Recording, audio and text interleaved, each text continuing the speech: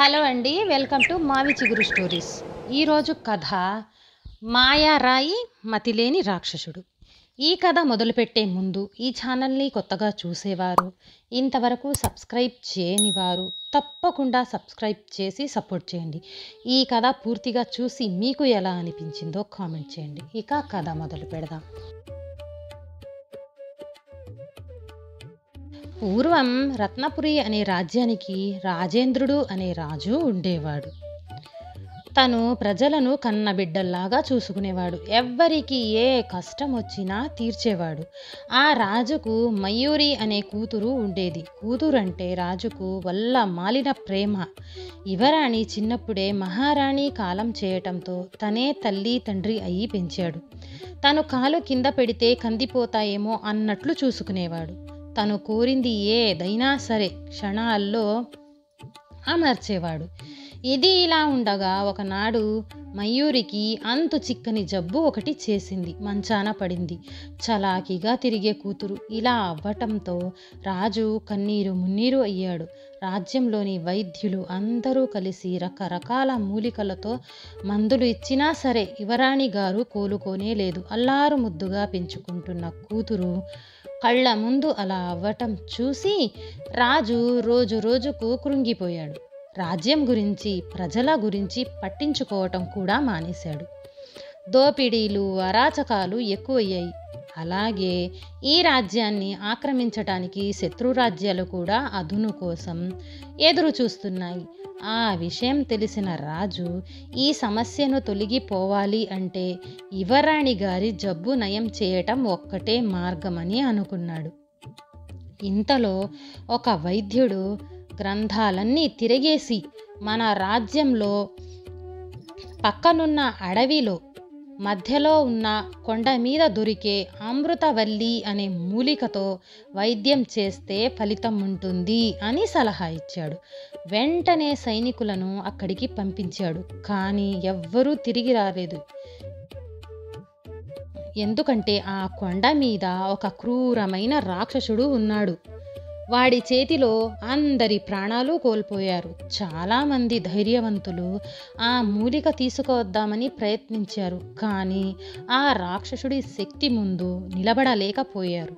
ఈలోగా యువరాణి గారి ఆరోగ్యం ఇంకా క్షీణించింది. రాజుగారికి ఏం చేయాలో అర్థం కాలేదు. తనే వెళ్దామంటే యువరాణి గారిని చూసుకోవటానికి ఎవ్వరూ ఉండరు. పైగా రాజు లేని రాజ్యం శత్రువులకు అదునుగా మారుతుంది. ఏం చేయాలో తెలియక ఆ మూలిక తెచ్చిన సాహస వీరులకు యువరాణి గారిని ఇచ్చి పెళ్లి చేసి తన తరువాత రాజ్యాన్ని కూడా ఇస్తానని ఊరంతా దండోరా వేయించాడు. అదే రాజ్యంలో చాణక్య అనే యువకుడు ఉండేవాడు. అతను తెలివైన వాడే, కానీ ఒట్టి అమాయకుడు. తల్లి తండ్రి చనిపోవటంతో ఒక కుటుంబం దగ్గర పని చేస్తూ బ్రతికేవాడు. వాళ్ళు వీడి దగ్గర రోజంతా పని చేయించుకొని అన్నం కూడా కడుపు నిండా పెట్టేవాళ్ళు కాదు. జీతం డబ్బులు అడిగితే ఇంట్లో నువ్వు ఆ వస్తువు పగలగొట్టావు, ఈ బొమ్మ విరక్కొట్టావు అని ఏదో ఒకటి చెప్తూ తక్కువగా జీతం ఇచ్చేవారు. చాణక్యుడికి బయటకెళ్ళి ఎలా బ్రతకాలో తెలియకపోవటంతో అక్కడే ఉండిపోయేవాడు. ఒకరోజు యజమాని కొడుకు కాలు జారి కింద పడటంతో పిల్లవాడి తలకు చిన్న దెబ్బ తగిలి రక్తం వచ్చింది. యజమాని కోపంతో నువ్వు సరిగ్గా చూసుకోకపోవటం వల్లే ఇదంతా జరిగింది అని చాణక్యుణ్ణి బాగా కొట్టి ఇంటి నుంచి బయటకు తరిమేశాడు. చాణక్యకు ఎటు వెళ్లాలో తెలియక వీధిలో తిరుగుతున్నాడు. అప్పుడే రాజుగారి దండోరా విన్నాడు. ఎలాగైనా సరే ఆ మూలిక తీసుకువద్దామని అడవి వైపు బయలుదేరాడు. అప్పుడే తనకు ఒక ముసలి బామ్మ ఏడుస్తూ కనిపించింది. ఏమైంది బామ్మ, ఎందుకు ఏడుస్తున్నావు అని అడిగాడు. నేను ఎంతో ఇష్టంగా దాచుకున్న వెండి బిందె బావిలో పడిపోయింది అని సమాధానం చెప్పింది. వెంటనే చాణక్య బావిలోకి దూకి కష్టపడి చాలాసేపు వెతికి వెతికి వెతికి ఆ బిందె తిరిగి తెచ్చి ఇచ్చాడు. దానికి ఆ బామ్మ ఎంతో సంతోషించింది. ఒక రొట్టె ఇచ్చింది. చాణక్య దాన్ని సంచిలో పెట్టుకొని ముందుకు కదిలాడు. బాగా ఆకలిగా ఉండటంతో ఒకచోట కూర్చుని తిందామని సంచి తెరిచాడు. అప్పుడే దూరంగా ఒక స్వామీజీ నీరసంతో కళ్ళు తిరిగి పడిపోవటం చూసి పరిగెత్తుకుంటూ అక్కడికి వెళ్ళి ఆయన్ని లేపి తన దగ్గర ఉన్న ఒక్క రొట్టె కూడా ఇచ్చేశాడు. అది చూసిన స్వామీజీ తను చేసిన సహాయానికి చాలా సంతోషించాడు. తన సంచిలో ఉన్న ఒక నీలిరంగు రాయి బయటకు తీశాడు. అది చూడటానికి చాలా విచిత్రంగా ఉంది. స్వామీజీ ఆ రాయిని దూరంగా విసిరాడు. ఎందుకలా చేశాడో తెలియక చాణక్య అయోమయంగా చూశాడు. తరువాత ఆ స్వామీజీ ఒక మంత్రం చెప్పాడు. వెంటనే ఆ రాయి ఎగురుతూ ఎగురుతూ తిరిగి ఆ స్వామీజీ చేతిలోకి వచ్చింది. చాణక్య తను చూసింది నమ్మలేకపోయాడు. చాలా ఆశ్చర్యంగా అనిపించింది. దాన్ని తన చేతిలో పెడుతూ ఆ స్వామీజీ ఇలా అన్నాడు. నాయనా, ఈ రాయి చాలా శక్తివంతమైనది. ఈ రాయి ఎంత దూరంలో విసిరేసినా ఎక్కడున్నా సరే ఈ మంత్రం చదివితే వాటన్నిటినీ దాటుకొని నీ దగ్గరకు వస్తుంది. కానీ గుర్తుంచుకో, ఆ మంత్రం కేవలం 2 సార్లు మాత్రమే నీకు పనిచేస్తుంది అని చెప్పాడు. అది విని చాణక్య సంతోషించి ఆ స్వామీజీ దగ్గర సెలవు తీసుకుని మళ్ళీ అడవి వైపు నడక ప్రారంభించాడు. దారిలో తనకు చాలా దాహం వేసింది. వెంట తెచ్చుకున్న సీసాలో నీళ్లు కూడా అయిపోయాయి. గొంతు ఎండిపోసాగింది. నీరసంగా అనిపించింది. ఇంకొక్క అడుగు కూడా వెయ్యలేనేమో అనుకున్నాడు. తన అదృష్టం కొద్దీ అప్పుడే కాస్త దూరంలో ఒక నీటి కొలను కనిపించింది. అది చూడగానే ఆత్రంగా త్రాగటానికి దాని దగ్గరగా వెళ్ళాడు. కానీ ఒక్కసారి ఆ కొలను దగ్గర అడుగులు గుర్తులు గమనించాడు. ఆ గుర్తులు కొలను దాకా వెళ్ళేవే ఉన్నాయి, కానీ తిరిగి వచ్చినవి లేవు. అంటే ఆ కొలనులో ఏదో ప్రమాదం ఉంది అని గ్రహించాడు. ఇప్పుడు ఆ నీళ్లు ఎలా తాగాలా అని ఆలోచించాడు. తన జేబులో ఉన్న రాయి గుర్తుకొచ్చింది. వెంటనే ఆ రాయికి దారంతో సీసా కట్టి నీళ్లల్లోకి విసిరేశాడు. తను ఊహించినట్టుగానే ఆ రాయి విసిరిన దగ్గర కొన్ని మొషళ్ళు తిరగటం చూశాడు. కొలను దగ్గర వెళ్లకుండా మంచి పని చేశాడు. అదే మనసులోనే తన తెలివిని మెచ్చుకున్నాడు. కాసేపటికి మంత్రం చదివాడు. అప్పుడు ఆ రాయితో పాటు నీళ్లు నిండిన సీసా కూడా వచ్చింది. ఆ నీళ్లు తాగి దాహం తీర్చుకున్నాడు. పక్కనే చెట్టుకు కాసిన పళ్ళు తిని ఆకలి తీర్చుకున్నాడు. తర్వాత మళ్ళీ అడవిలో నడుస్తూ వెళ్తున్నాడు. కాసేపటికి ఆ మూలిక ఉన్న కొండ దగ్గరకు చేరుకున్నాడు. మెల్లగా కష్టపడి ఆ కొండను ఎక్కాడు.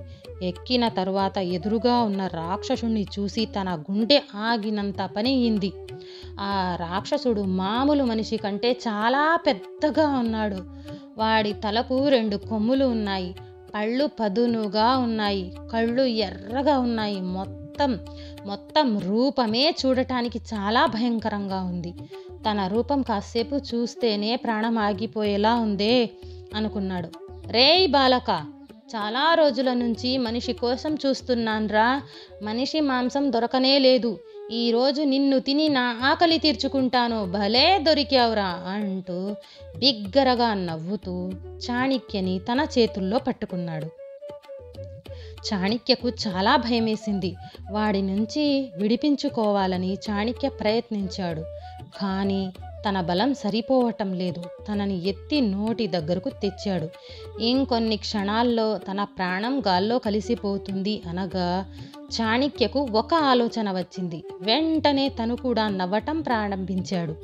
చాణక్య ఎందుకు నవ్వుతున్నాడో తెలియక రాక్షసుడు విచిత్రంగా చూశాడు. ఏంటి బాలక, చనిపోతున్నప్పుడు భయపడకుండా ఎందుకలా నవ్వుతున్నావు అని కోపంగా అడిగాడు. నేను నీకు సహాయం చేయాలని చూస్తుంటే నన్ను చంపేసి నీ ప్రాణాల మీదకు తెచ్చుకుంటున్నావు. ఏంటి నువ్వనేది? నువ్వు నాకు సహాయం చేయాలని వచ్చావా అంటూ తనని కిందకు దింపి అయోమయంగా అడిగాడు. నా పేరు చాణక్య, రాక్షస జాతి రాజు దగ్గర సేవకుడిగా పనిచేస్తున్నాను. నీ ధైర్య సాహసాల గురించి చుట్టుపక్కల అందరూ చాలా గొప్పగా చెప్పుకోవటం విని నిన్ను తన రాజ్యానికి సేనాధిపతిని చేద్దామని అనుకుంటున్నాడు. మా రాజ్యంలో